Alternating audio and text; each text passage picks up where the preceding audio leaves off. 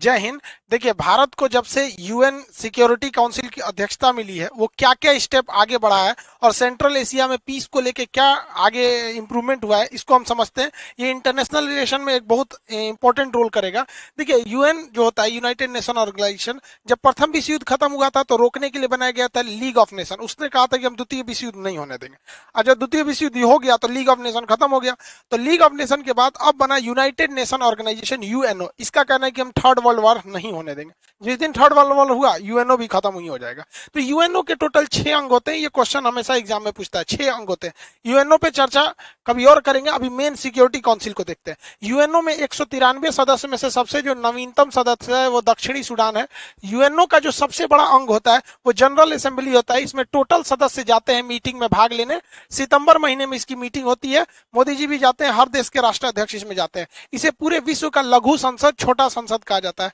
जबकि सबसे मेन, जो सबसे बड़ा पावरफुल अंग होता है इसका, वो होता है सिक्योरिटी काउंसिल। इसे दुनिया का पुलिसमैन के नाम से भी जाना जाता है। तो यूएन की ये बिल्डिंग है, ये सारी मीटिंग्स वगैरह इसी हॉल में होती है। बाकी इसके जो ऑफिसर्स वगैरह, जो बाकी प्लानिंग फाइलें वगैरह रहती है, सब में बिल्डिंग में होती है। अब इसमें यूएन सिक्योरिटी काउंसिल को थोड़ा सा समझते हैं। यूएन सिक्योरिटी काउंसिल जो है, इस सिक्योरिटी काउंसिल में, इसे शॉर्टकट में यूएनएससी कहते हैं, यूएन सिक्योरिटी काउंसिल। इसमें टोटल 15 मेंबर होते हैं। 10 जो होते हैं टेम्पररी होते हैं, अस्थायी, और 5 जो होते हैं अस्थायी होते हैं, यानी परमानेंट होते हैं।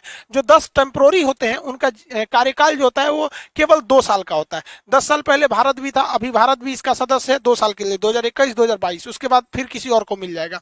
जो परमानेंट सदस्य होते हैं उनकी सदस्यता खत्म ही नहीं होती। जब तक यूएनओ रहेगा तब तक वो रहेंगे। इसमें 5 देश आते हैं, अमेरिका, ब्रिटेन, फ्रांस, रूस और चाइना। भारत इसमें नहीं आता है। हालांकि यह सदस्यता भारत को दी जा रही थी, किंतु भारत से उस समय आजादी के बाद बहुत ही ज्यादा पैसे की डिमांड थी, क्योंकि यूएन का खर्च उठाना पड़ता है। तो भारत को यूएन का खर्च नहीं उठाने की क्षमता नहीं थी। उसने, नेहरू ने क्या किया, कहा चाइना को ऑफर कर दिया। ये उनकी सबसे बड़ी भूल साबित हुई। तो हम लोग अस्थायी में, जो अस्थायी वालों को कोई खास पावर नहीं मिला होता है। अस्थायी सदस्य जो होते हैं, उन अस्थायी सदस्यों के पास एक विशेष पावर होता है।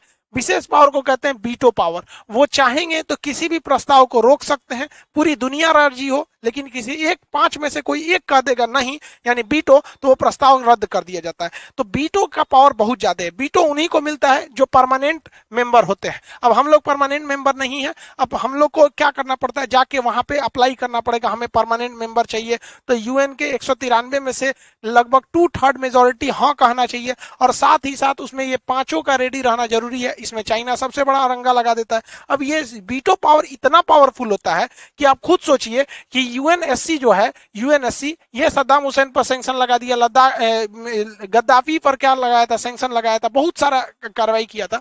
लेकिन 1971 में जब भारत पाकिस्तान का पूर्वी पाकिस्तान पर हमला करके उसे बांग्लादेश बनाया, तो यूएन में चाइना उठाने का मुद्दा किया था। इसको पाकिस्तान ने भी किया था, लेकिन रूस ने वीटो कर दिया कि नहीं, ये प्रस्ताव, इस पर चर्चा नहीं होगी, खत्म हो गया यहाँ पे। जब भारत ने 370 को हटाया, तो पाकिस्तान ने भी सोचा कि इसको पूरी अच्छे से उठाया जाए यूएन में।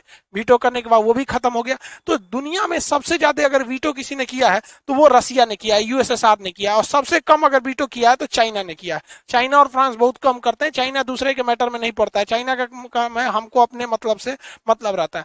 अभी भारत का कहना है कि हमें भी इसमें यूनाइटेड नेशन में परमानेंट मेंबर चाहिए, ताकि हमें भी वीटो पावर मिल सके। तो ये जो नया नया जो बुढ़ऊ बने हैं, तो डोनाल्ड ट्रंप का कहना था कि भैया चलो हम भारत को परमानेंट सदस्य देते हैं ताकि उसे वीटो पावर मिल जाए। लेकिन ये जो बुढ़ऊ आए हैं, इनका कहना है कि भारत को हम परमानेंट सदस्य बना देंगे, लेकिन उसे वीटो पावर नहीं देंगे। मतलब समझ रहे हैं ये बुढ़ऊ का क्या कहना है, कि हम ब्याह करा देंगे लेकिन दुल्हन नहीं देंगे। तो सोचा ब्याह के लिए कौन फायदा है यहाँ पर, तो हम क्या करेंगे, अस्थायी सदस्यता। कभी कभी अमेरिका की हरकतें हमें यह सोचने के लिए मजबूर कर देती हैं कि रूस ही है हमारा परम मित्र।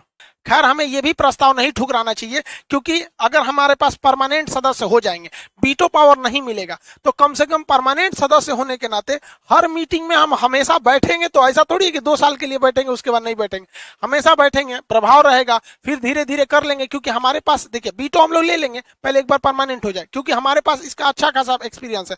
अंग्रेजों से जब हम लोग आजादी मांग रहे थे 1919 में, तो जलियांवाला बाग हत्याकांड वगैरह हो गया, तो अंग्रेजों को लगा भारत वाला फिर पीट देगा सर, तो उन्होंने 1919 में आजादी नहीं दिया। उन्होंने कहा कि राज्यों का आधा शासन हम भारतीयों को दे रहे हैं, मतलब देश पूरी तरह अंग्रेजों के पास रहेगा, राज्यों का मेन चीज भी अंग्रेजों के पास रहेगा, और राज्य में कुछ एरिया में शासन करने का शक्ति भारत को दे देंगे, जिसे राज्यों का द्वैध शासन कहा गया।